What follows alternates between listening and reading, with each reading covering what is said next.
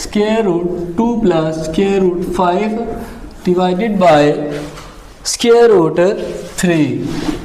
Square root 3 से ये divide कर रहा है, तो हमने क्या करना है, नीचे वाली रकम से मल्टीप्लाई कर देना और डिवाइड भी कर देना है। तो ये क्या होगा, square root 2 plus square root 5 divided by square root 3 multiply square root 3 and divide square root 3। ठीक है जी स्टूडेंट्स।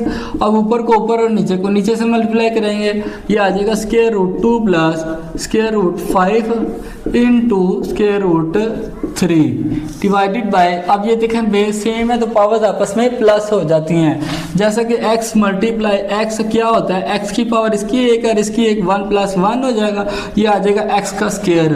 सेम लाइक इसकी भी एक पावर है और इसकी भी एक पावर है, तो हो जाएगा स्क्वायर रूट 3 का स्क्वायर। ठीक है, स्क्वायर स्क्वायर रूट से कैंसिल हो जाएगा, तो नीचे हमारे पास आ जाएगा। अब देखिए ये भी स्क्वायर रूट के अंदर है, ये भी स्क्वायर रूट के अंदर है और ये भी स्क्वायर रूट के अंदर है, तो इनको मल्टीप्लाई करवाएंगे तो क्या आएगा, 3 2 6 square root 6 plus 3 5 15 divided by 3 and it is our answer.